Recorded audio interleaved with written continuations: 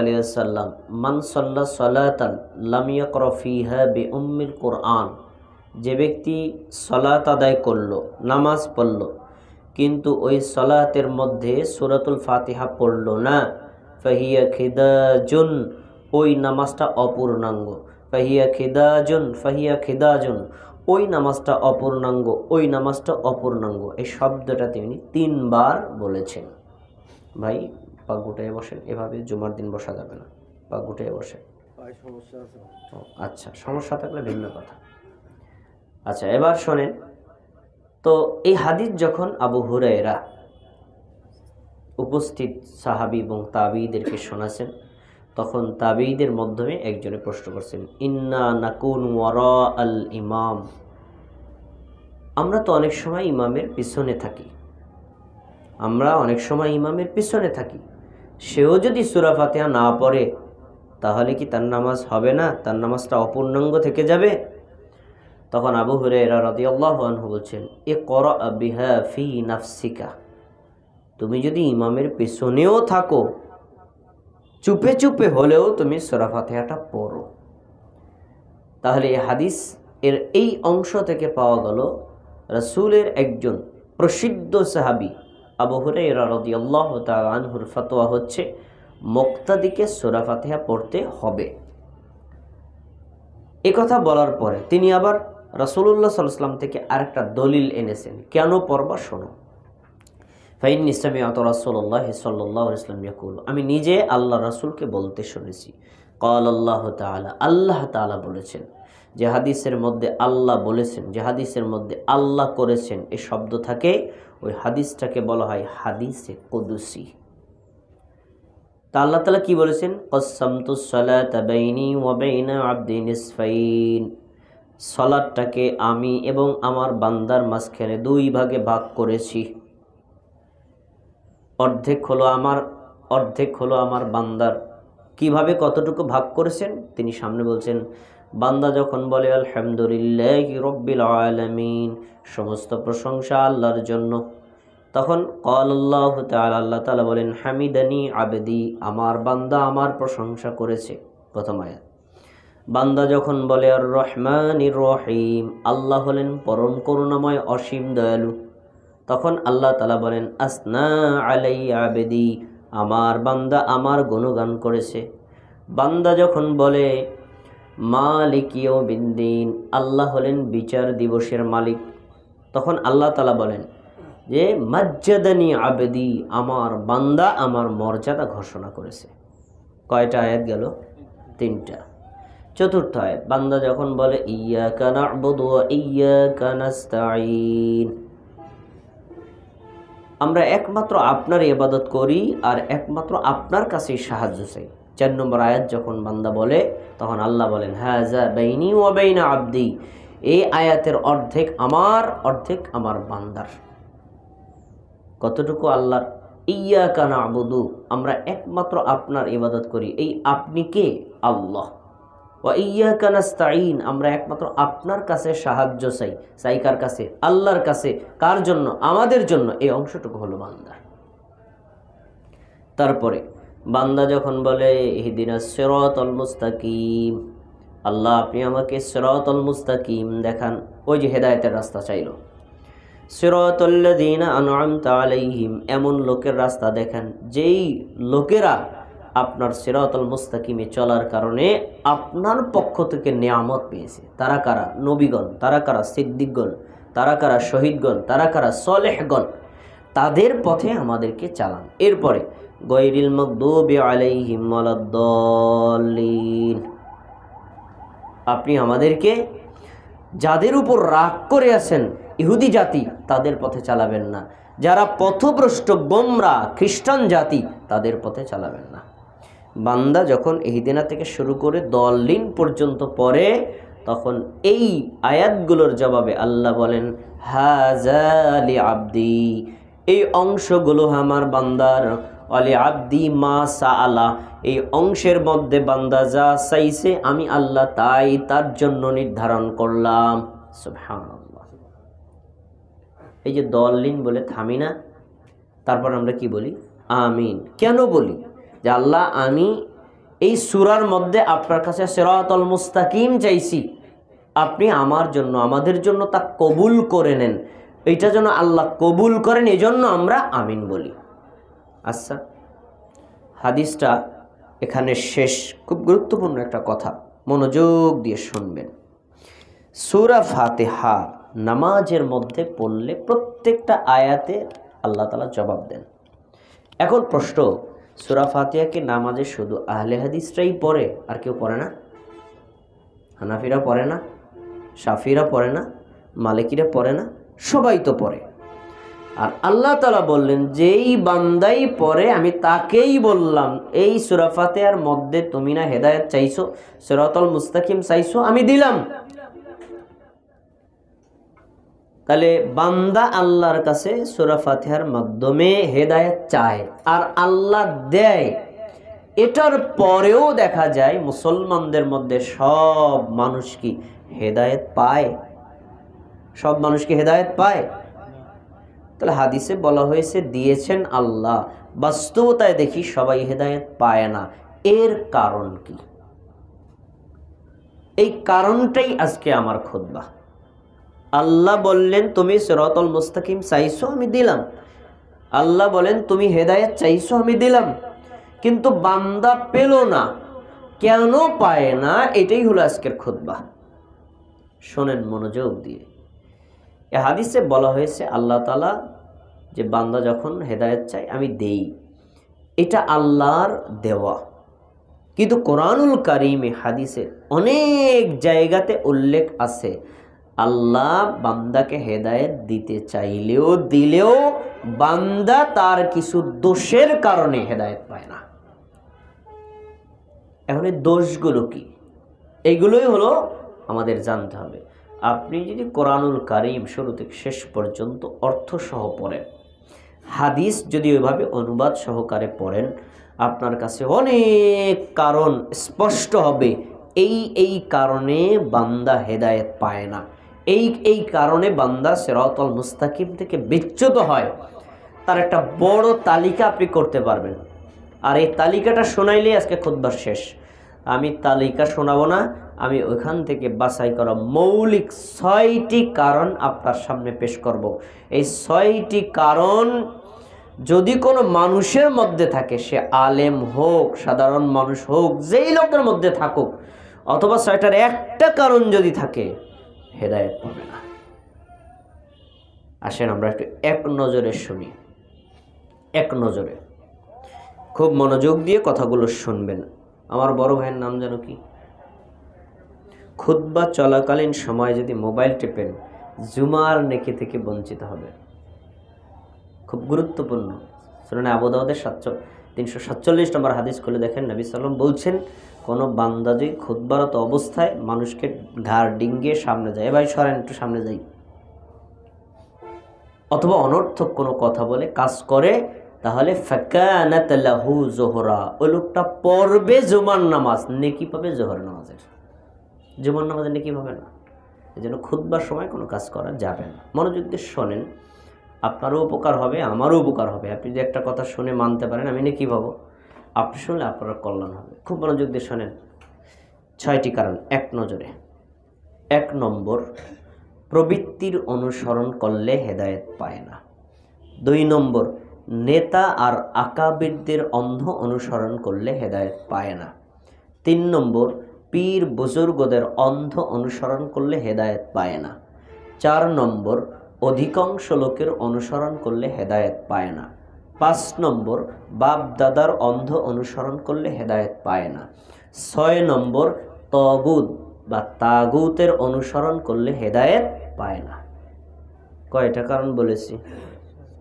6টা। এই 6টার 6টা অথবা 6টার যে কোনো একটা যদি আপনার আমার মধ্যে থাকে, আমরা হেদায়েতের একেবারে কাছাকাছি আসলেও হেদায়েত নিতে পারবো না। তাহলে এই 6টা হলো মারাত্মক ভাইরাস। আপনাকে যে কোনো মূল্যে এই 6টা ভাইরাস থেকে 100 কিলোমিটার দূরে থাকতে হবে, তাহলে আপনি হেদায়েত পাবেন, নাহলে পাবেন না। এবার শোনেন, খুতবা সময় কম, তবে আপনাদের এক নজরে বলে যাচ্ছি। প্রথমে হেদায়েত থেকে বঞ্চিত হওয়ার 1 নম্বর কারণ প্রবৃত্তির অনুসরণ। সূরা সদ 26 নম্বর আয়াতে আল্লাহ বলছেন, ওয়ালা তাত্তাবিআল হাওয়া, প্রবৃত্তির কথা মানবা না। ফায়ুদিল্লাকা আন সাবিলিল্লাহ, তুমি যদি প্রবৃত্তি অনুযায়ী চলো তাহলে এই প্রবৃত্তি তোমাকে আল্লাহর রাস্তা থেকে সরিয়ে দিবে। আর যারা আল্লাহর রাস্তা থেকে সরে গেছে তাদের জন্য রয়েছে যন্ত্রণাদায়ক কঠিন শাস্তি। এই আয়াতে পাওয়া যায় প্রবৃত্তির অনুসারী হেদায়েত পায় না।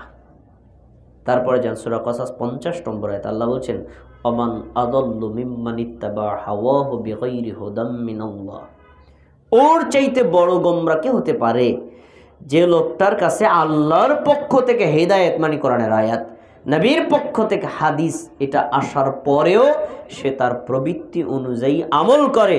ওর চাইতে বড় গোমরাহ কে আছে? তাহলে এই আয়াতেও পাওয়া গেল প্রবৃত্তির অনুসারী হলে সবচেয়ে বড় পথভ্রষ্ট।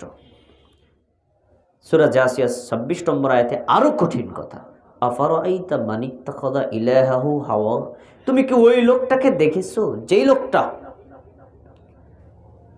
তার প্রবৃত্তিকে আল্লাহ বানায় নিছে? প্রবৃত্তিকেও আল্লাহ বানানো যায়। এতে কি হয়েছে?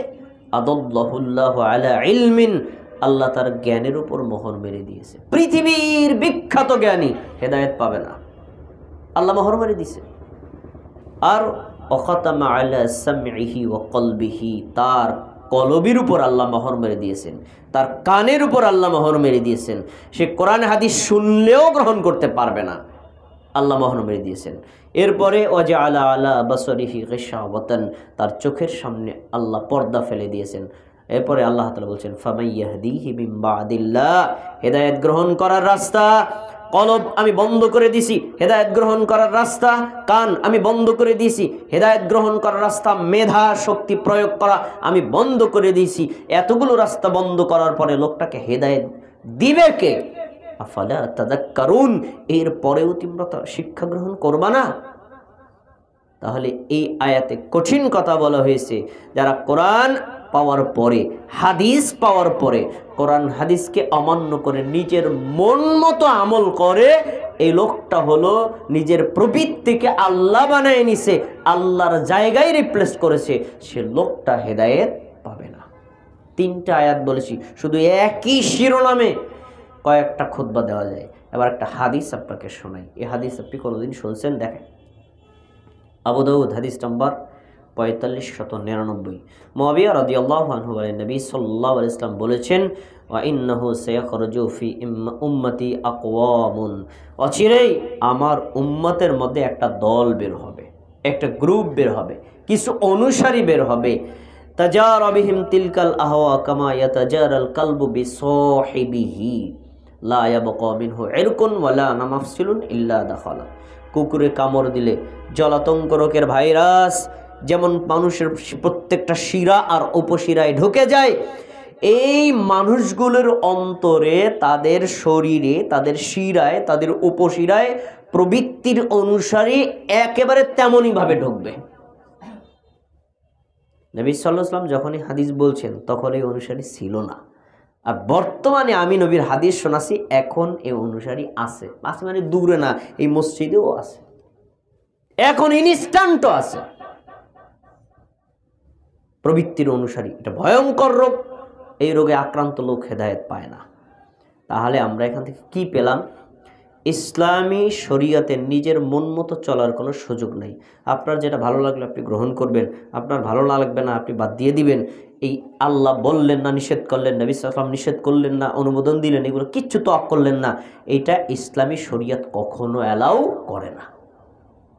আপনার মন মতো চললে হবে না, কোরআন হাদিস যেভাবে বলেছে সেভাবে চলতে হবে।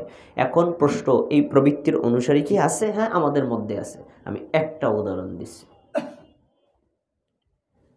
জামাতের সাথে সালাত আদায় করার সময় পায়ের সাথে পা, কাঁধের সাথে কাঁধ মিলানো, এটা ইসলামের একটা বৈশিষ্ট্য। নোমান ইবনে বশির, আনাস বিন মালিক বলেছেন, নবী সাল্লাল্লাহু আলাইহি ওয়াসাল্লাম ইকামতের পরে বলছেন, কাতার সোজা করো, নাহলে আল্লাহ তোমাদের অন্তরে বাঁকা করে দিবেন। আমি ডানে তাকালাম, বামে তাকালাম, দেখলাম প্রত্যেক সাহাবী পার্শ্ববর্তী ব্যক্তির পায়ের সাথে পা, কাঁধের সাথে কাঁধ মিলিয়ে দাঁড়িয়েছে, একটুও জায়গা ফাঁকা নাই। ঠিক এই একই হাদিস আপনি আমাদের দেশের মুসল্লিদেরকে শোনান, দেখেন মাঝখানে কোনো ফাঁকা সাহাবীদের ছিল না। আপনি রাখতে পারবেন না, পায়ের সাথে পা, কাঁধের সাথে কাঁধ মিলিয়ে দাঁড়াবেন। তখনই আমার এই ভাই বলবেন কি, আমার সন্তানের বয়স বা আমার নাতির বয়স 10 বছর, আমার বয়স 70 বছর, আমার সাথে নাতি পা মেলাবে, মানে এটা কি বেয়াদবি হয় না? এই কথা যে বলেছে তার মানে এই লোকটার মধ্যে প্রবৃত্তির রোগ আছে। হাদিস পাওয়ার পরে আপনি কখনো আর সেটাকে কাউন্টার মন্তব্য দিতে পারবেন না। কোরআনের আয়াত পাওয়ার পরে আপনি কখনো কাউন্টার মন্তব্য দিতে পারবেন না। মন্তব্য দিলেন তো আপনি আপনার নিজের মনের গতিটাকে পছন্দ করলেন, কোরআন হাদিস পছন্দ করলেন না। কি এমন প্রবৃত্তির অনুসারী আমাদের সমাজে নাই? নাই। এই কারণেই তারা হেদায়েত পায় না। কোরআনের আয়াত পেয়েছি, বাস গ্রহণ করবো, হাদিস পেয়েছি গ্রহণ করবো। আরে সমাজে থাক না থাকে আমার দেখার দরকার নেই, মানুষ মানুক আর না মানুক আমার দেখার দরকার নাই। আছে নবীর হাদিসে মানতে হবে, এর নাম হলো মুসলিম। আর যে লোকটা ওই রকম যুক্তি দিয়ে এড়িয়ে যায় সে লোকটা হলো প্রবৃত্তির অনুসারী। আসেন 2 নম্বরে, ভাই 2 রাকাত পরে বসেন, 2 রাকাত পরে বসেন। আচ্ছা, এবার 2 নম্বর, নেতা এবং আকাবিরদের অনুসরণ। নেতা বলতে তো আমরা বুঝি সংগঠনের নেতা, সেটা সামাজিক সংগঠন, ধর্মীয় সংগঠন অথবা যে কোনো সংগঠনের নেতা হতে পারে। আর আকাবির শব্দটা আপনারা হয়তো বুঝেন না, আমি বুঝিয়ে দিচ্ছি। আকাবির বলতে আমাদের সমাজে দেখবেন কোনো একটা কথা বলা হয়, বড় হুজুর কইছে, বড় মুফতি সাহেব কইছে, বড় মৌলানা সাহেব কইছে, মানে বড়দের দোহাই দেওয়া। হাদিস তো ঠিক আছে, বড় হুজুর যে করতে মানা করা, এই জন্য করি না। এই যে বড় হুজুর, বড় মুফতি, বড় মৌলানা, বড় পীর, বড়দের রেফারেন্স দিয়ে অমান্য করা, এটাকে বলা হয় আকাবির। এই রোগে আক্রান্ত যারা, মানে নেতা যা বলেছে তাই, কোরআন হাদিসের সাথে মিলুক আর না মিলুক, আকাবির বড় হুজুর যা বলেছে তাই, কোরআন হাদিসের সাথে মিলুক আর না মিলুক, এইভাবে যারা মানে বড় হুজুরকে আর নেতাকে, এই লোকটা হেদায়েত পাবে না। সূরা ফুরকান 27, 28, 29 নম্বর আয়াত, 3টা আয়াত আল্লাহ তাআলা বলছেন কিয়ামতের দিন এই যারা বড় হুজুরকে অন্ধভাবে অনুসরণ করেছিল, নবীর পথ মানে নাই, তারা হাতের অগ্রভাগ কামড় দিয়ে আফসোস করে বলবে, ইয়া লাইতানি ইত্তাখালতু মা'আর রাসূলি সাবিলা, আমার জন্য আফসোস, আমি কেন নবীর হাদিস মানলাম না, আমার জন্য আফসোস, আমি কেন নবীর তরিকা মানলাম না, আমি নবীর হাদিস না মেনে কেন বড় হুজুরের কথা মানছিলাম, এজন্য আজকে আমাকে জাহান্নামে যাওয়া লাগতেছে। হাতের অগ্রভাগ কামড় দিয়ে আফসোস করতে করতে জাহান্নামে যাবে। আর সে বলবে, ইয়া লাইতানি লাম আত্তাখিজ ফুলানান খলিলা, যা কোরআন হাদিস না মেনে যে বড় হুজুরের কথা মানছিল তার নামটাও মনে পড়বে, অমুকের কারণে আজকে আমি গোমরা হয়েছি।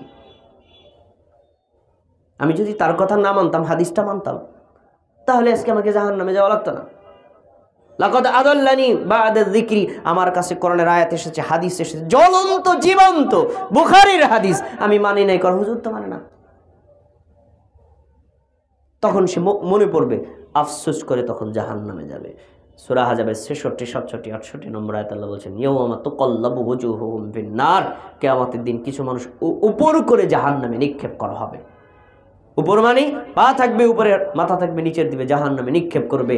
ইয়াকুলুনা, তারা জাহান্নামে নিক্ষিপ্ত হওয়ার সময় বলবে, ইয়া লাইতানা, হায় আমাদের জন্য আফসোস, ইয়া লাইতানা আতা'নাল্লাহ ওয়া আতা'নার রাসূলা, আমরা যদি আল্লাহর কথা মানতাম, মানে কোরআনের কথা মানতাম, আর রাসূলের কথা মানতাম, মানে রাসূলের হাদিস মেনে নিতাম, তাহলে আজকে এভাবে জঘন্যতম অপমানিত হয়ে জাহান্নামে পড়া লাগতো না। তখন তারা আল্লাহর কাছে আবেদন করবে, ইন্না আতা'না সাদাতানা ওয়া কুবারানা, আল্লাহ আমাদের কি দোষ, আমার নেতা বলছে মানছি, আমাদের কি দোষ, ওই যে বড় হুজুর কইছে তার কথা মানছি, আমাদের তো কোনো দোষ নাই। এই মসজিদের খতিব সাহেব কাছে খতিব সাহেবের দোষ, আমার তো কোনো দোষ নাই, আমি কত বড় গবেষক, খতিব সাহেব বলছে যে হাদিস মানা যাবে না, তো আমি মানি নাই, এভাবে আমি অমান্য করছি, আমার কি দোষ।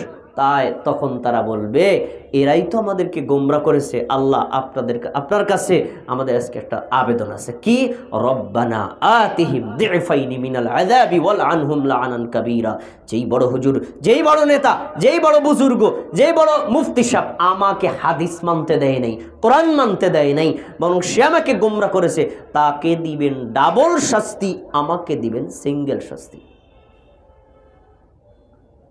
আজকে গিয়ে কোরআনের আয়াত খুলবেন, সূরা আহজাব 66, 67, 68 তিনটা আয়াতে স্পষ্ট কথা উল্লেখ করা। এখন কথা আল্লাহর কাছে যে তারা আবেদন করলো, আবেদন মঞ্জুর হলো না, ডিনেই হলো, এইটা আবার উল্লেখ করেছেন সূরা আরাফের 38 নম্বর আয়াত। আল্লাহ বলছেন ক্বালা লিকুল্লি দিউফুন ওয়ালাকিন লা তা'লামুন। আল্লাহ তাআলা বলছেন শোনো, কিয়ামতের দিন যারা এই আফসোস করবে, বড় হুজুরের অন্ধ অনুসারী, বড় নেতার অন্ধ অনুসারী, তারা বলবে ওই নেতা গোমরা করেছে, তারা ডাবল দেন, আমার সিঙ্গেল দেন। আর জানে না যারা গোমরা করেছে তাদেরও ডাবল শাস্তি, যারা গোমরা হয়েছে তাদেরও ডাবল শাস্তি। তো আজকে আমি মেম্বারে দাঁড়িয়ে বললাম এ হাদিস মানা যাবে না, এ হাদিস আমাদের মাঝে হবে না, এই গ্রহণ করা যাবে না, এ হাদিস সমাজে চলনা আমল করা যাবে না। আপনারা আমার কথা মেনে হাদিস পাওয়ার পরেও মানলেন না, আমি গোমরা করেছি, আমি হলাম, আমিও ডাবল শাস্তি পাবো। আপনি গোমরা হলেন কেন? আপনি হাদিস মানলেন না কেন? আপনাকেও ডাবল শাস্তি। তো বড় হুজুরের দোহাই দিয়ে পার পেতে চান, আল্লাহর বিচার বড় কঠিন। তারপর বলবেন আমি তো হাদিস বুঝি না, আমার দোষটা কি? আরে বোঝেন না মানে, আরে এই মানে মকসুদপুর উপজেলায় আপনার 1% জায়গা কিনবেন, জায়গাটা সঠিকটা ভুল, কতবার তদন্ত করেন আপনি? কোরআন হাদিসের ব্যাপারে তদন্ত হয় না? যেটা দিয়ে আপনি জান্নাত পাবেন সেটার ব্যাপারে আপনি তদন্ত করতে পারেন না, তাহলে দুনিয়ার ব্যাপারে আপনি এত সচেতন হওয়ার পরে আখিরাতের ব্যাপারে গোমরা কেন? এজন্য আল্লাহ আপনাকে ডাবল শাস্তি দিবে। দুনিয়ার ব্যাপারে তো ভালোই তদন্ত করতা, তাহলে এ ব্যাপারে কেন তোমার অবহেলা? এজন্য শাস্তি ডাবল। তাহলে হাদিস এই আয়াত থেকে প্রমাণিত হয় যে কোনো ব্যক্তি যদি নেতার অন্ধ অনুসরণ করে, কোনো ব্যক্তি যদি বড় হুজুর, বড় বুজুর্গ, বড় আলেম, বড় মুফতি সাহেবের অন্ধ অনুসরণ করে, সে হেদায়েত পাবে না, জাহান্নামে যাবে। এখন প্রশ্ন, আমরা কি এরকম বড় হুজুরের অন্ধ অনুসরণ করি নাকি? কোরআনের আয়াত পেলে তার কথা মানি নাকি? হাদিস পেলে তার কথা মানি নাকি? মানেন না? আমি এখনই দেখাবো।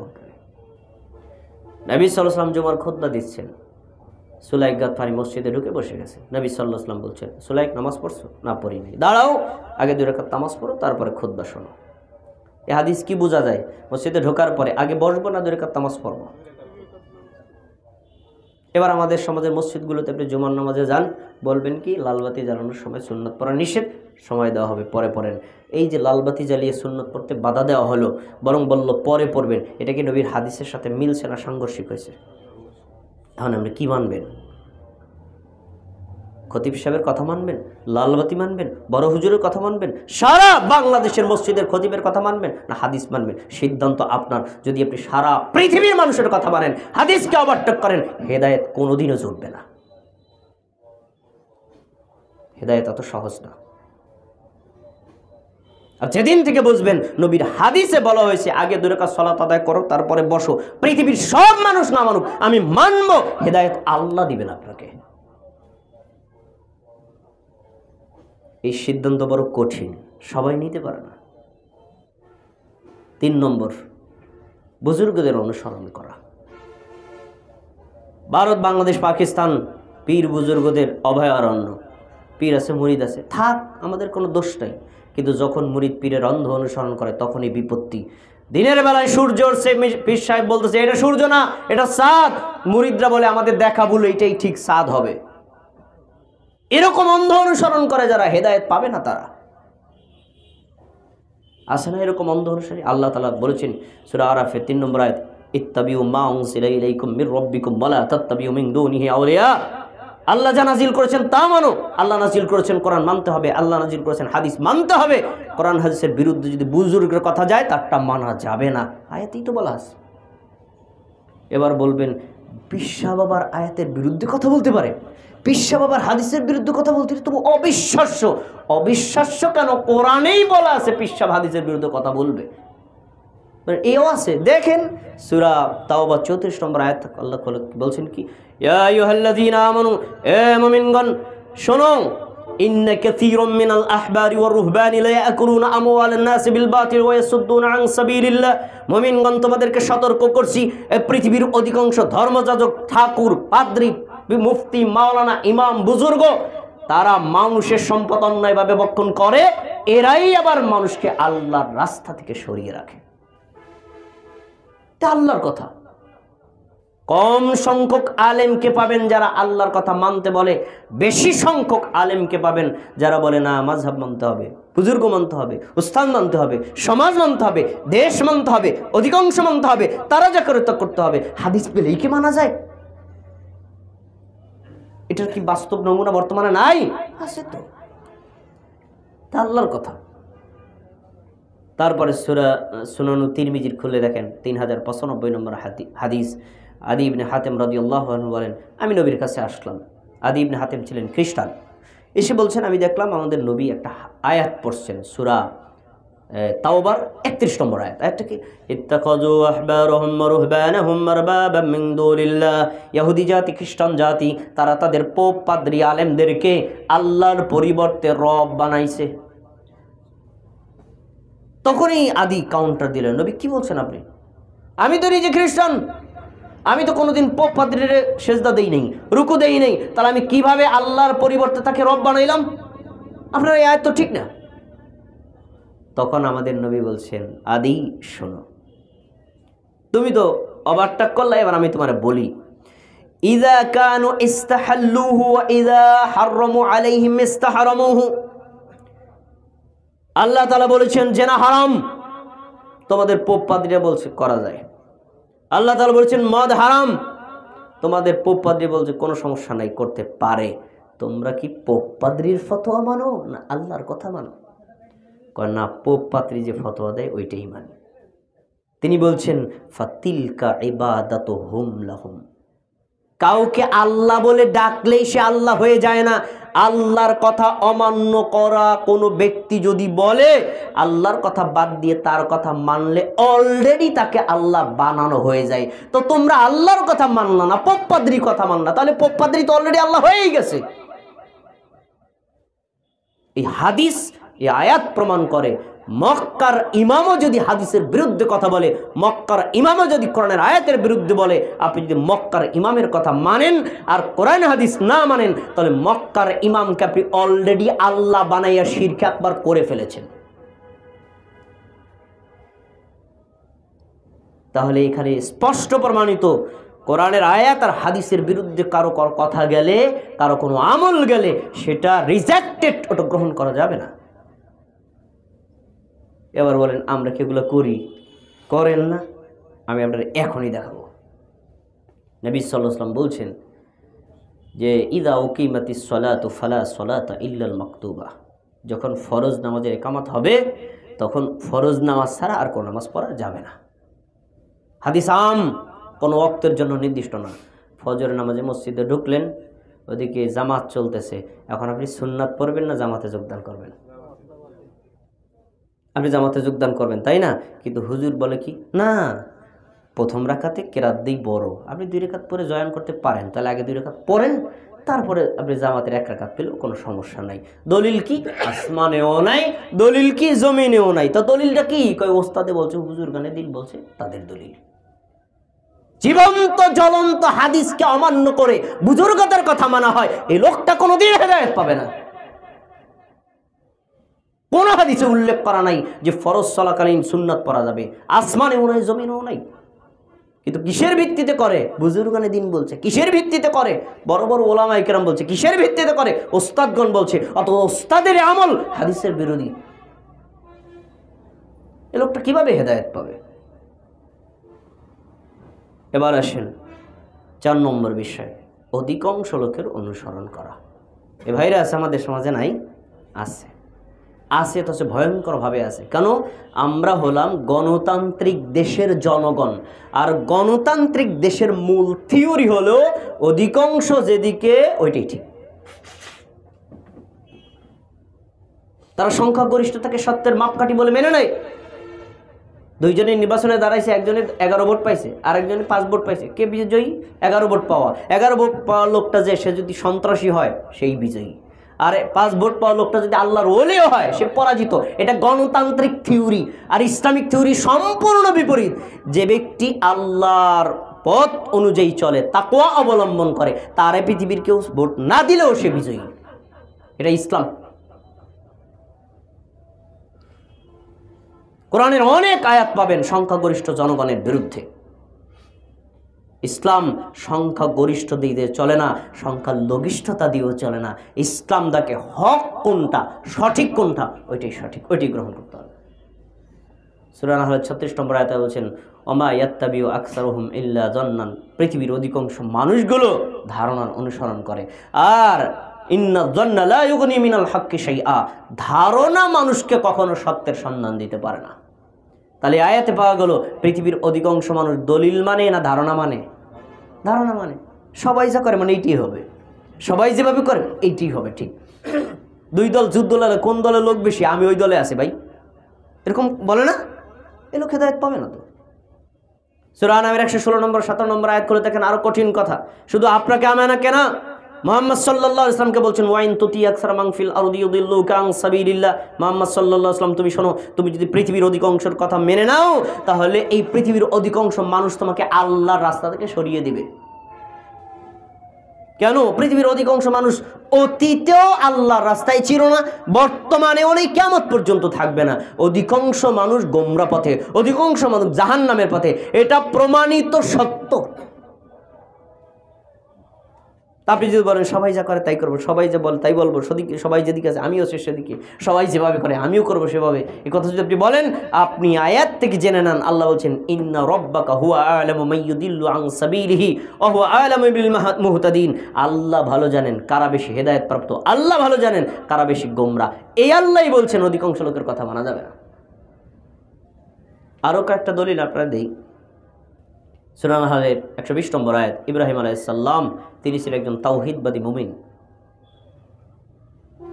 যখন তিনি তাওহীদবাদী মুমিন, তিনি আল্লাহর পক্ষ থেকে নবুয়ত পেয়েছেন, তখন সারা পৃথিবীর মধ্যে তিনি একা ছিলেন তাওহীদবাদী, আর পৃথিবীর সব মানুষ ছিল মুশরিক, কাফের।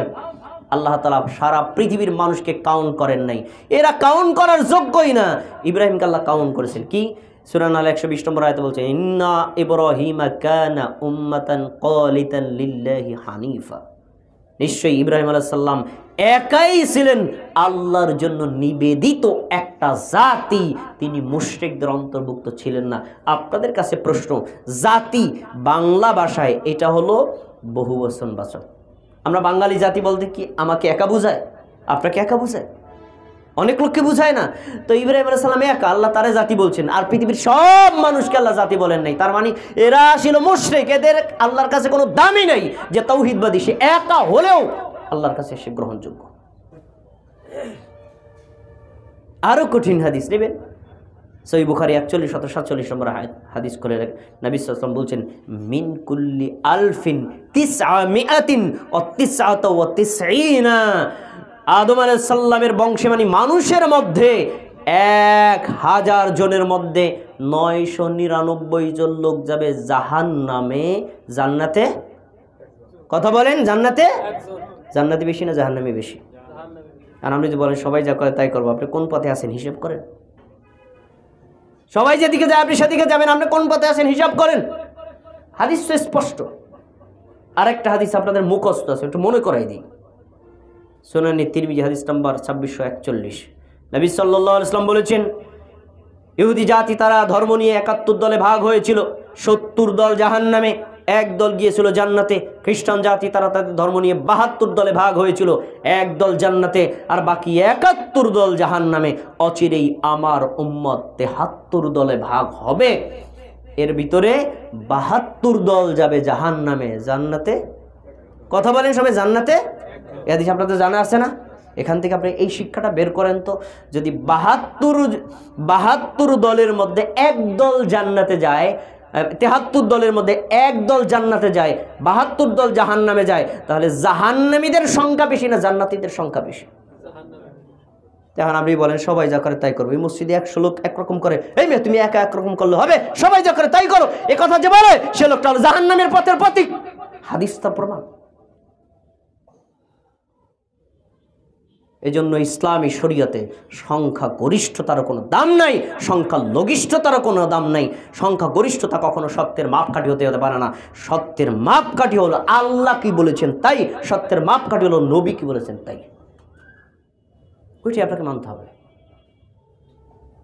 এবার প্রশ্ন, আমরা কি তাহলে এরকম অধিকাংশ লোকের কথা মানি? মানি না। ওরে কয় কি, এ লোকের অভাব নাই, সবাই যাকার তাই করতে হবে। আহলুল হাদিসদের আকীদা মানহাজ কোরআন এবং হাদিসের কষ্টি পাথরে শতভাগ সিদ্ধ, এক চুল পরিমাণ ভিন্নতা নাই। পাকিস্তানের শ্রেষ্ঠ আলেম ইহসান এলাহি জাহির রাহিমাহুল্লাহ তিনি বলেছিলেন, আমার 2 কোটি টাকার গাড়ি আছে, আহলে হাদিসের একটা আমল যদি কেউ কোরআন হাদিসের বিরুদ্ধে প্রমাণ করতে পারে, আমি গাড়িটা তাকে গিফট করব। কেউ যদি দেখাতে পারে যে তোমরা আমল করো, তার দলিল নাই, দেখাও, গিফট গাড়িটা দিয়ে দেবো। কেউ পারে নাই, তা মানেন না কেন? আহলে হাদিসরা যা করে ভাই হাদিসে আছে, কিন্তু আমাকে মাযহাবে নাই, তাই মানি না। হাদিসে আছে কিন্তু বড় হুজুর তো মানে না, তাই মানি না। হাদিসে আছে ভাই সৌদি আরব চলে, বাংলাদেশে চলে না, তাই মানি না। কথা বুঝেন নাই? হাদিসে আছে কিন্তু দেখেন আপনি মকসুদ তোর কয়জনে আপনাদের কথা মানে না। অতএব আমরা যা সবাই যা মানে তাই মানবো, এই কথা যে বলে সে কোনো দিন হেদায়েত পাবে না, কোরআন হাদিস রিসিভ করতে পারবে না, কোরআন হাদিস রিসিভ করতে পারবে না। এরপরে আসেন বাপদাদার অন্ধ অনুসরণ। বাপদাদার অন্ধ অনুসারী মানুষ আমাদের সমাজে নাই, আছে। বাপদাদার অনুসরণ জায়েজ, অন্ধ অনুসরণ হারাম। আমি অনুসরণ করি না। আমি এই যে আপনাদের সামনে খুতবা দিচ্ছি বাংলা ভাষায়, এই শব্দগুলো আমি কোথায় পারছি? মা বলছে, বাবা বলছে, প্রতিবেশী বলছে, এলাকার শুনতে শুনতে আমি বাংলা ভাষা শিখে গেছি, তাই না? এটাও তো বাপদাদার অনুসরণ। বাপদাদার ভালো কাজ যেটা রিসিভ করা যাবে, বাপদাদা যদি প্রমাণিত হয় তার এই কাজটা ভুল, এটাকে বাদ দিয়ে দিতে হবে। প্রমাণিত হয় তিনি এই কাজটা ভুল করেছেন, এটাকে বাদ দিয়ে দিতে হবে। কারণ অন্ধ অনুসরণ করাই হলো ভয়ঙ্কর, আর অনুসরণটা জায়েজ আছে। আমরা বাপদাদা থেকে ভালো যে রীতিগুলো পাবো সেগুলো গ্রহণ করব, যেগুলো ভুল বলে প্রমাণিত হবে ভুলটাকে বাদ দিব। আল্লাহর কাছে বাপদাদার জন্য ক্ষমা চাইবো, আল্লাহ আমার বাবা জানতে পারে নাই, জানলে ছেড়ে দিতেন। আমার মা বুঝতে পারে নাই, বুঝলে তিনি ছেড়ে দিতেন, আল্লাহ তুমি তাকে ক্ষমা করে দাও, দোয়া করব। কিন্তু না, আপনি সত্যটা জানার পরেও বললেন না বাপদাদা 14 গোষ্ঠী যাই করে তা করবো। নতুন নতুন কত হাদিস বাইরে, ও কি মানা যায় নাকি? এরকম বলনেওয়ালা মানুষ নাই, তাদের জন্য কোরআনের আয়াত সূরা বাকারা 170 নম্বর আয়াত খুলে দেখেন, আল্লাহ বলছেন, ওয়াইযা কিলা লাহুম ইত্তাবিউ মা আনজালাল্লাহ, যখনই তাদেরকে বলা হতো আল্লাহ যা নাজিল করেছেন তোমরা তা মেনে নাও, ক্বালু তারা বলতো বাল নাত্তাবিউ মা আলফাইনা আলাইহি আবাআনা, না কোরআনে আল্লাহ যা বলছেন হাদিসে যা বলছেন ওটা আমরা মানবো না। কি? আমরা আমাদের বাপ দাদাদেরকে যা করতে দেখছি ওইটাই করব। তারা কাবা ঘরের মধ্যে 360টা মূর্তি ঢুকাইয়া তার পূজা করছে, ওইটাই করব। কেন করবে? বাপ দাদাদের করতে দেখছি তাই। মুশরিকদের রেফারেন্স আল্লাহ বলছেন, আওয়ালাউ কানা আবাউহুম লা ইয়াকিলুনা শাইআন ওয়া লা ইয়াহতাদুন, তার বাপ দাদারা তো গোমরা ছিল, হেদায়েত প্রাপ্ত ছিল না, তারা তো জ্ঞানী ছিল না, তারা কোরআন হাদিস বুঝতো না, তারা ওয়াহি বুঝতো না, তারপরেও কি তারা তাদের অনুসরণ করবে? আল্লাহ প্রশ্ন করছে। সূরা লুকমান 21 নম্বর আয়াত খুলে দেখেন, আল্লাহ বলছেন, যখন তাদেরকে বলা হতো আল্লাহ যা নাজিল করছে তোমরা তা মানো, তখন তারা বলতো না আমরা আমাদের বাপদাদাদেরকে যা করতেছি তাই করব। আল্লাহ তাদেরকে জিজ্ঞেস করছেন, তোমরা যে বাপদাদার রেফারেন্স দিয়ে ভুলের উপর অটল আছো, বাপদাদার রেফারেন্স দিয়ে শিরক এবং কুফর করছো, বাপদাদার রেফারেন্স দিয়ে নেফাক আর বেদাতের মধ্যে লিপ্ত হচ্ছ, শোনো, আওয়াল্লাহ শাইতানু ইয়াদউহুম ইলা আযাবিস সাইর, তোমরা কি জানো না এটা শয়তানের শিখানো থিওরি? এই বাপদাদার পূজার রেফারেন্স দিয়ে শয়তান তোমাদেরকে জ্বলন্ত আগুনের দিকে নিয়ে যাচ্ছে, জানো না? তাহলে বাপদাদার কথা মানতে হবে, কোরআন হাদিস মানা যাবে না। এই থিওরি শিখানো কার? শয়তানের। এই থিওরি কার? কাফের মুশরিকদের। কোনো মুসলমানই কথা বলতে পারে না যে কোরআন হাদিস মানবো না, বাপদাদা যা করছে তাই করব।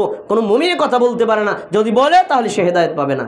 আমি একটা জ্বলন্ত দলিল আপনার সামনে পেশ করছি, সহিহ মুসলিমের হাদিস, রাসূলুল্লাহ সাল্লাল্লাহু আলাইহি ওয়াসাল্লামের আপন চাচার নাম আবু তালেব। আবু তালেব মৃত্যু শয্যায় শায়িত, অসুস্থ, যে কোনো সময় মারা যাবেন। শুনছেন তিনি, সরাসরি চাচাকে দেখতে চলে গেছেন তার বাসায়। ঘরের মধ্যে গিয়ে দেখছেন আবু তালেবের পাশে আবু জাহাল, আব্দুল্লাহ ইবনে আবু উমাইয়া। বলেন আবু জাহাল কি মুমিন না কাফের? কাফের না, পাশে। তার মানে আমাদের নবী দেখতে যাওয়ার আগে তারা দেখতে গেছে। কেন? আবু তালেব সম্মানিত মানুষ, অসুস্থ দেখতে যেতে হয় না? লিডাররা দেখতে আসছে, আস্তে দেখতে আসুক। নবী সাল্লাল্লাহু আলাইহি ওয়াসাল্লাম গিয়ে বলছেন, ইয়া আম্মি কুল লা ইলাহা ইল্লাল্লাহ, আমার চাচা লা ইলাহা ইল্লাল্লাহ বলেন, কালিমাতান আশহাদু লাকা বিহা ইনদাল্লাহি ইয়াউমাল কিয়ামা, আপনি যদি এখন লা ইলাহা ইল্লাল্লাহ বলেন, আমি নবী হয়ে আল্লাহর কাছে বলবো আল্লাহ আমার চাচা লা ইলাহা ইল্লাল্লাহ বলছে, তাকে ক্ষমা করে জান্নাত দেন, আমি সুপারিশ করব, আমি সাক্ষ্য দিব। মকসুদপুরবাসী আরেকটা কথা বলে রাখি, শুনে রাখেন, পৃথিবীর সব মানুষের জন্য নবীর কালেমা ছিল আশহাদু আল্লা ইলাহা ইল্লাল্লাহ, আমি সাক্ষ্য দিচ্ছি আর কোনো আল্লাহ ছাড়া সত্য কোনো ইলাহা নেই, ওয়া আন্না মুহাম্মাদুর রাসূলুল্লাহ, নিশ্চয়ই আমি সাক্ষ্য দিচ্ছি মুহাম্মদ সাল্লাল্লাহু আলাইহি ওয়াসাল্লাম আল্লাহর বান্দা আর রাসূল। আর আবু তালেবের জন্য এই কালেমা ছিল না, শুধু লা ইলাহা ইল্লাল্লাহ বলবে, মুহাম্মদ রাসূলুল্লাহ বলা লাগবে না। কেন বলা লাগবে না? আরে আমি তো আপনার ভাতিজা, ভাতিজার আবার মোহাম্মদ রাসূলুল্লাহ কোয়া লাগবে, এটা আপনার আত্মমর্যাদায় ঠেকবে, দরকার নাই। আপনি লা ইলাহা ইল্লাল্লাহ বলেন না, আমি আল্লাহর কাছে সুপারিশ করব। কি চমৎকার অফার! তখন তিনি চিন্তা করলেন, মারা তো যাবো, তো লা ইলাহা ইল্লাল্লাহ বলি, এটা মুড তৈরি হয়েছে। তখনই আবু জাহাল বলছে, ফাকালা আবু জাহালিন ইয়া আবা তালিব আতারগাবু আন মিল্লাতি আব্দুল মুত্তালিব। আবু জাহেল বলল, আবু তালিব তুমি তোমার বাপদাদার ধর্ম ছেড়ে দিবা, বাপদাদার পূজা ছেড়ে দিবা, বাপদাদার রেশম ছেড়ে দেবা? তাহলে আবু জাহেলের দলিল ছিল কি? কোরআনের আয়াত, হাদিস, ওহী। কি ছিল? বাপদাদা পূজা। আজকেও যে সকল মুমিনার মুসলিমদের মুখে কথা শোনেন, নতুন নতুন হাদিস বেদা, এগুলো মারা যাবে না, বুখারী মারা যাবে না, মুসলিম মারা যাবে না, তিরমিজি মারা যাবে না, এত কথা বুঝি না, শুনি না, বরং বাপদাদা চোদ্দ পুরুষ যা করছে তাই করব, এ কথা বলে যারা, আবু জাহেলের উত্তরসূরি চেলা চামুন্ডা হলো তারা। হতে পারে মুফতি, সে আবু জাহেলের চেলা চামুন্ডা। কেন?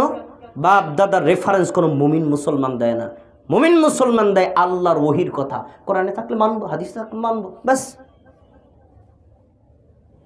তা বাপ দাদার পূজারি আমাদের সমাজের মানুষ নাই? আছে তো, অনেক আছে। দেখেন আমি একটা উদাহরণ দিচ্ছি। মানুষ মারা গেলে নবী সাল্লাল্লাহু আলাইহি ওয়াসাল্লাম বলছেন বেশি বেশি দান সদকা করবা, দান সদকা করলে তার উপকার হবে। এর উপর স্বতন্ত্র একটা খুতবা দেওয়া যায়, আমি সংক্ষেপে বলে দিচ্ছি। কিন্তু আমরা দান সদকা করতে কি পর্যন্ত পারি না, দান সদকা করতে পারি না, দিবই না। মসজিদে মাদ্রাসা অতি মিসকিন থেকে রাস্তাঘাট তৈরি করা, টিউবওয়েল তৈরি করে দেওয়া, এগুলো করবো না। অথচ তার চাইতে 10 গুণ খরচ করে 40 দিনে লক্ষ লক্ষ টাকা খরচ করে জনগণকে খাওয়াবে। যখনই ধরেন আমার মতো একজনের দাওয়াত দিতে আইছে, ইমাম সাহেব 40তম দিনে আমার বাবার মৃত্যুবার্ষিকী, আপনি যাবেন। আমি যদি বলি ভাই আপনি তো আয়োজন করবেন, কোনো উপকার হবে না, কারণ 40 খাওয়ানো কোরআনেও নেই, হাদিসেও নাই, নবী সাল্লাল্লাহু আলাইহি ওয়াসাল্লাম করেন নাই। নবী সাল্লাল্লাহু আলাইহি ওয়াসাল্লামের পরিবার লোক মারা গেছে, তার সাহাবীগণ মারা গেছেন মৃত্যুর 40তম দিনে অথবা মৃত্যুবার্ষিকীর দিনে, তিনি 2 পয়সাও খাওয়ান নাই। তবে তিনি টাইম ফিক্সড না করে দান সদকা করেছেন, আপনি দান সদকা করেন। তখন বলে ভাই কোরআন হাদিসে না থাকলেও বাপদাদার রসম রেওয়াজ এটা ছাড়া যাবে না। আমি কোটিপতির সন্তান, আমার বাবা মারা গেছেন, আমি একমাত্র সন্তান, আমি যদি গরু কেটে না খাওয়াই এলাকার লোক বলবে এই লোকটা কোটিপতি, কি সন্তান রেখে গেছে, কুসন্তান, ওরা আমাদেরকে কিছু খাওয়াইলেও না। তো কোরআন হাদিস না থাকলেও বাপ দাদার রসম রে যেহেতু আছে তাই করবে। এরকম পূজারী লোক আমাদের সমাজে নাই? তা বাপ দাদার পূজা করবে যারা, হেদায়েত পাবে না তারা। সমাজে বাপ দাদার রসম রেওয়াজে অনেক ভুল আছে, আমরা ভুল জানতে পারার সাথে সাথে বাদ দিয়ে দিব। তারপর বলবেন তাই তোমার বাপদাদা কি জাহান্নামে গেছে? আরে ভাই, অজ্ঞতার কারণে না জেনে আমল করা, আর আপনি জানলেন তারপরে না মানলেন, কি এক? ভুল করা মানুষের কমন একটা গুণ, কিন্তু ভুল করার পরে, ভুল জানার পরে ভুলের উপর অটল থাকে, এটা মারাত্মক দোষ। আপনি যেহেতু জানলেন এটা কোরআনেও নাই, হাদিসেও নাই, এটা করা যাবে না, এটা করলে বেদাত হয়, তারপরে আপনি কেন বললেন বাপদাদা যা করছে তাই করব? কেন বললেন? আপনি কি মুমিন মুসলমান না? যারা বাপদাদার এভাবে পূজা করবেন তারা আল্লাহর পক্ষ থেকে হেদায়েত পাবেন না। প্রিয় ভাইয়েরা, ষষ্ঠ বিষয়, 3 মিনিট খুতবার সময় বেশি হয়ে গেছে, আর একটু কষ্ট আপনারা আমি দিয়ে খুতবাটা শেষ করি। ষষ্ঠ নম্বর কারণ, তাগুতের অনুসরণ করা। তাগুতের অনুসরণ করলে লোকটা হেদায়েত পায় না। আল্লাহ তাআলা কোরআন মাজিদের একাধিক জায়গায় তাগুতের কথা মানতে নিষেধ করেছেন। তাগুতকে, তাগুতের বিভিন্ন সংজ্ঞা আছে, আমি এক কথায় বলে দিচ্ছি। যেই লোকটা কুফর এবং শিরক করে অন্য মানুষকে উৎসাহ দেয়, আর কুফর শিরক করলে খুশি হয়, এই লোকটা তাগুত। নিজে কুফর শিরক করে, মানুষকে করতে বলে, আবার অন্য মানুষকে উৎসাহ দেয়। ধরেন আমি একজন পিসাব, আপনি আমার সেজদা দিলেন, আপনার মাথায় হাত বুলিয়ে দিলেন, বাবা ভালোটা কাম করছে, আপনারা দেখলেন যে পিসাব তো সেজদা দিলে খুশি হয়, আপনিও সেজদা দিলেন, আমি তাগুত। বুঝতে পেরেছেন? আর আপনি আমাকে সেজদা দিচ্ছেন, আমি বলি আল্লাহ ছাড়া কাউকে সেজদা দেওয়া যাবে না, আমি তাগুত না। দিছেন আপনি, কিন্তু আমি তাগুত না, কারণ আমি তো গ্রহণ করিনি। তাগুতের কথা মান্য করা ইসলামী শরীয়তে হারাম, তাগুতকে অনুসরণ করা হারাম। এই কাজ যারা করবে তারা শিরকে আকবার লিপ্ত, তাদের ঈমান ধ্বংস হয়ে যাবে, এ লোকটা হেদায়েত থেকে বঞ্চিত হবে। আমি একটা হাদিস বলে আমার আলোচনা শেষ করছি। সহিহ বুখারী হাদিস নম্বর 7437, নবী সাল্লাল্লাহু আলাইহি ওয়াসাল্লামের সাহাবী আবু হুরায়রা রাদিয়াল্লাহু তাআলা আনহু বলেন, সাহাবীগণ আমাদের নবীর কাছে বলছেন, ইয়া রাসূলুল্লাহ হাল নারা রাব্বানা ইয়াওমাল কিয়ামা, হে আমাদের নবী, আমরা কি কিয়ামতের দিন আমাদের আল্লাহকে দেখতে পাবো? আপনাদের মনে কি এই প্রশ্ন জাগে না, আল্লাহকে দেখতে পারবেন নাকি পারবেন? এই প্রশ্ন জাগা উচিত তো। এত কষ্ট করে যে আপনারা খুতবার জন্য বসে আছেন, আমি আপনাদের কথা বলে বিরক্ত করছি, এতক্ষণ তো চা খাইতে পারতেন, ওইটা না করে এখানে আসছেন এত কষ্ট করে কেন? আল্লাহর জন্য। সে আল্লাহকে দেখতে পাবেন নাকি পাবেন না, এই প্রশ্ন তো আপনারা জাগা উচিত। সাহাবীরা প্রশ্ন করছে, নবী সাল্লাল্লাহু আলাইহি ওয়াসাল্লাম ইয়েস নট না বলে কাউন্টার 2টা প্রশ্ন করেছেন। আমার সাহাবীরা শোনো, তোমরা আল্লাহর ব্যাপার প্রশ্ন করছো, আমার প্রশ্নের উত্তর দাও তো। দিনের বেলায় আকাশে যদি কোনো মেঘ না থাকে, সূর্য কি তোমরা দেখতে পাও? সাহাবীগণ বললেন, একদম অনায়াসে দেখতে পাই, কোনো সমস্যা হয় না। পূর্ণিমার রাতে আকাশে যদি কোনো ধরনের মেঘ না থাকে, তোমরা কি চাঁদ দেখতে পাও? তখন সাহাবীরা বলছেন, আল্লাহ রাসূল আমরা স্পষ্টভাবে দেখতে পাই, কোনো সমস্যা হয় না। তিনি বললেন, দিনের বেলায় মেঘ মুক্ত আকাশে সূর্যকে তোমরা যেভাবে দেখতে পাও, আর পূর্ণিমার রাতে চাঁদকে তোমরা যেভাবে দেখতে পাও, কিয়ামতের দিন ফাইন্নাকুম তারাউনাহু কাযালিক, তোমরা তোমাদের আল্লাহকে, তোমাদের রবকে সেইভাবেই দেখতে পাবা। সুবহানাল্লাহ। আল্লাহ আমাদের সবাইকে জান্নাতে আল্লাহকে দেখার তৌফিক দান করুন, আমিন। এখন এখান থেকে পয়েন্ট, আল্লাহকে দেখা যাবে এই পর্যন্ত প্রমাণিত হয়েছে কিনা? হ্যাঁ, আল্লাহকে দেখা যাবে, এটা প্রমাণিত হয়েছে। আপনার কাছে প্রশ্ন, আল্লাহর আকার আছে কিনা? এক ভাই বলছেন নাই। এবার নাই আপনার কাছে প্রশ্ন, মানে এটা হলো শেখানোর জন্য, আপনার আমি কষ্ট দেওয়ার জন্য না। নাই আমি মেনে নিলাম, তো আল্লাহরকে আপনি কিয়ামতের দিন দেখবেন, দেখবেনটা কি? নাই তো আকার, দেখবেন কি? তাহলে নাই আবার দেখবেন, দুইটা কি সাংঘর্ষিক না? দেখা গেলে আকার নাই কথাটা সত্য না, আর আকার নাই যদি এটা ঠিক থাকে তাহলে দেখা যাবে এটা সত্য না। কিন্তু হাদিসে স্পষ্ট পাওয়া গেল যে চাঁদ আর সূর্য আমরা যেভাবে দেখতে পাই, কিয়ামতের দিন আল্লাহকে আমরা সেভাবে দেখতে পাবো, এতে কোনো সমস্যা হবে না। তাহলে আল্লাহ নিরাকার, আল্লাহর আকার নাই, এটা সঠিক না। তা সঠিকটা কি? আল্লাহর আকার আছে। এবার বলবেন আল্লাহর আকার কার মতো, কয়াত লম্বা, কি দিয়ে তৈরি? এই উত্তরগুলো এক কথায় দেওয়া যায় কি? আল্লাহর আকার আল্লাহর মতোই, সৃষ্টির কারো সাথে তুলনা করা যাবে না। আল্লাহর আকার কার মতো? আল্লাহর আকার আল্লাহর মতো, কারোর সাথে তুলনা করা যাবে না। কারণ আল্লাহর মতো তো পৃথিবীর কাউকে আল্লাহ বানান নেই। আপনি কিভাবে কাকে দিয়ে রেফারেন্স দিবেন, কাকে আপনি মেসাল দিবেন? তাহলে আল্লাহর আকার আছে। এবার বলবেন আপনার হাদিস মানি নামে, এখানে তো পাওয়া যায় আল্লাহকে দেখা যাবে, কিন্তু আকার তো নাই। এবার সামনে আসেন, একেবারে শব্দ স্পষ্ট হাদিসের পরের অংশ। নবী সাল্লাল্লাহু আলাইহি ওয়াসাল্লাম বলেন, কিয়ামতের দিন আদম আলাইহিস সালাম থেকে শুরু করে কিয়ামত পর্যন্ত যত মানুষ পৃথিবীতে এসেছে, আসবে, সবাইকে একত্র করে একটা ভাষণ দিবেন। পৃথিবীর একেবারে শ্রেষ্ঠ ভাষণে তিনি বলবেন, মান কানা ইয়াবুদু শাইআন ফালইয়াতবাহু, পৃথিবীতে যে যার পূজা করছিল আজকে সে তার অনুসরণ করো। ফায়াতবাহু মান কানা ইয়াবুদু শামসা শামসা ওয়ায়াতবাহু মান কানা ইয়াবুদুল কমারা কমারা, পৃথিবীতে যারা সূর্য পূজা করেছিল তারা সূর্যের অনুসরণ করবে, যারা চাঁদের পূজা করেছিল তারা চাঁদের অনুসরণ করবে, যারা মূর্তি পূজা করেছিল তারা মূর্তির অনুসরণ করবে, যারা ক্রুশের পূজা করেছিল তারা ক্রুশের পূজা করবে, যারা আল্লাহ ছাড়া অন্য কোনো দায়রুল্লাহ, সেটা মাজার, মূর্তি, স্থান, ব্যক্তি, বস্তু যারই পূজা করেছিল সে তার অনুসরণ করবে। এভাবে সব মুশরিকগুলো ভাগ হয়ে যাবে। শেষের শব্দ হলো ওয়ায়াতবাউ মান কানা ইয়াবুদুত তাওয়াগীত, তাওয়াগীত, যারা তাগুতের পূজা করেছিল তারাও মুশরিক হিসেবে আলাদা হয়ে যাবে, এরা সবাই জাহান্নামী। তারপরে ফায়াতিহিমুল্লাহু ফি সূরাতিন গায়রা সূরাতি, আল্লাহ তার নিজের আকৃতির বাইরে একটা ডুপ্লিকেট আকৃতি ধারণ করে মানুষের কাছে এসে বলবেন, আনা রাব্বুকুম, এ মানুষগণ আমি তোমাদের রব, আমি তোমাদের রব। এ কথা যখন বলবে না, তখন উপস্থিত মুনাফিক যারা, তারা এই নকল আল্লাহকে আল্লাহ বলে স্বীকার করবে, আর সত্যিকারের মুমিন যারা তারা স্বীকার করবে না। এরপরে আল্লাহ রাব্বুল আলামিন মুনাফিকদেরকে আলাদা করলেন। সব শেষ কথাটা মনে রেখেন, আমি খুতবা শেষ করে দিচ্ছি। সব শেষে ফায়াতিহিমুল্লাহু ফি সূরাতিহি আল্লাতী ইয়ারিফুন, এরপরে আল্লাহ তার নিজস্ব আকৃতিতে আসবেন, এটা দেখেই মুমিনগণ চিনে ফেলবেন আর বলবেন আপনি আমাদের রব। এই কথা বলবে আর আল্লাহর নেতৃত্বেই তারা সেদিন জান্নাতে চলে যাবে। এখানে শব্দটা কি পাওয়া গেল? আল্লাহ তার নিজের আকৃতিতে আসবে, তাহলে আল্লাহর আকার আছে না নেই? আছে। জেনে রাখেন আল্লাহর আকার আছে, সৃষ্টির কারোর সাথে তুলনা করা যাবে না। আল্লাহ তাবারক ওয়া তাআলা আজকের এই খুতবায় আমরা যে কথাগুলো জেনেছি শুনেছি আমাদেরকে হৃদয়ে ধারণ করে আমল করার তৌফিক দান করুন। এক নজরে কথাটা বলে শেষ করছি। মনে রাখেন, আমরা কোনো প্রবৃত্তির অনুসরণ করব না, আমরা কোনো নেতা আকাবিদদের অন্ধ অনুসরণ করব না, আমরা পীর বুজুর্গদের অন্ধ অনুসরণ করব না, আমরা অধিকাংশ লোকের অন্ধ অনুসরণ করব না, আমরা বাপদাতার অন্ধ অনুসরণ করব না, আমরা তাগুতের অনুসরণ করব না। তা করব কি? আল্লাহ যা কোরআনে বলেছেন তা মেনে নেব, আর নবী যা হাদিসে বলেছেন তা মেনে নেব। আল্লাহ আমাদের মানার তৌফিক দান করুন।